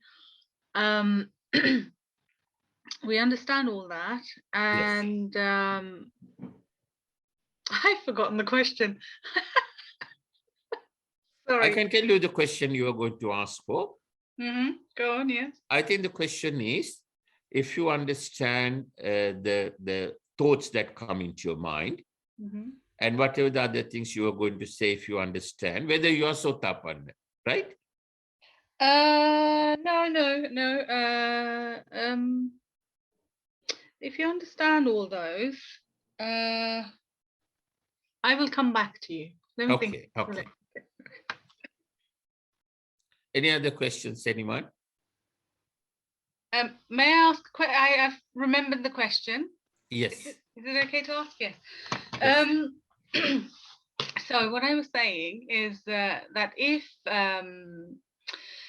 say one is aware of, the unwholesome, the wholesome, positive energies, Maitri, Karuna, Mudita, Upekkha, and all those things that you've been discussing and teaching us. Is it really necessary to actually remember the actual terminology that that's been taught to us as well? Like, say for instance, just as an example, if I understand the 11, just as an example, the 11 types of dukkhas that we just talked about, suffering, does it really matter if I don't remember all the names, like Jati? No, it doesn't matter at all. As long as you remember the principle, you remember the theory, that is what that matters. Okay, thank Lord you. Buddha said that to Anathapindika's son. Yeah, so that's sometimes I understand things and I apply it. So I'm of that nature where I can learn and apply very well. Yes. However, when it comes to knowing the terminology, I might not necessarily, if questioned, I might not necessarily know the terminology. However, if I'm asked to, nobody's asking me anyway, this is just for my own reference. I'm not going to give an exam or anything in this, that's not my intention. Yes. But also just, if for instance, in conversation, it might come up and someone might say, oh, well, what's the name of that? I may not, I may be, but may not be able to give the official terminology. But then that's why a Pacceka Buddha cannot teach Dhamma. He cannot remember these names, you see. He knows the principle, but he cannot remember the names and he cannot explain. Now, similarly, there's a sutra, short sutra in Samyutta Nikaya. It's actually a story. This Anathapindika, you have heard of Anathapindika, haven't you? Lord Buddha's chief disciple. He was a wealthy banker. And he wanted all his children, he had several children, all of them learned Dhamma except one. That fellow was like a playboy, he was going out with friends all the time, spending money, and Anathapindika couldn't make him to go and listen to Dhamma. So he used a trick. He called him one day and said that I will give you 1,000 pieces of gold coins. They had gold coins those days. He said, I'll give you 1,000 gold coins. If you go to the Dhamma sermon of Lord Buddha on such and such date and learn one principle of Dhamma and come and explain it to me, right? So to get the 1,000 pieces of gold, this guy thought this is a great opportunity. He went. And Lord Buddha saw his mind, the intention that he was coming. So Lord Buddha made a wish, may he comprehend Dhamma, but forget all the names. Oh. Right? So he went there, he listened to Dhamma, and by the time he came home, he couldn't explain it. He couldn't remember. Then he couldn't explain to his father. He said, okay, I'm going tomorrow also. He says, I know, but I can't explain. Tomorrow I'm going also, and I'll come and explain to you, because he wants to get the 1,000 coins. That way he went there for a month. and he became Sotapanna, right? And after that, he came to his father and said, I don't want the 1,000 coins. Yeah. I got something more valuable than that. Hmm. So similarly, you don't have to remember the words. You see, you just remember the principles. Mm-hmm. Yes. I think time is up now. It's 2 minutes past 8 in London. Thank you, It Bhante. must be quite late in India now. So let's transfer merits and conclude today's work. So today, by having this Dhamma discussion and Dhamma sermon, we have completed 10 major meritorious deeds. We may have completed hundreds of them, but 10 major ones we have completed. And by doing that, we have accumulated a lot of merits, all of us. And also throughout our samsara, we have accumulated a lot of merits. Now, Pankaj asked me, I think last week or the before last, after coming here, I think, where Lord Buddha, whether the principle of transferring of merits, in which sutra Lord Buddha has explained it, you will find it in Tilokudda Sutra. In Tilokudda Sutra, Lord Buddha has explained why we have to transfer merits to others, particularly our relatives who have passed away. So all these merits that we accumulated today as well as throughout our samsara, let's transfer them to our relatives who have passed away.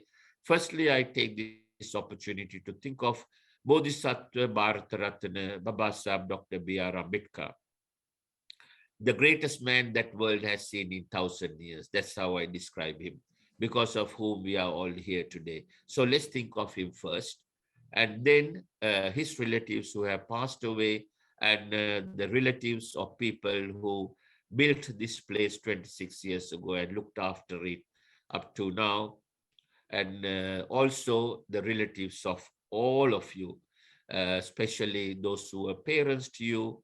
There may be trillions and trillions of people living in this 31 place who are parents to you during your past trillions and trillions of lives. Think of all of them, your parents, your relations, your friends, even your enemies. And let's transfer merits to all of them.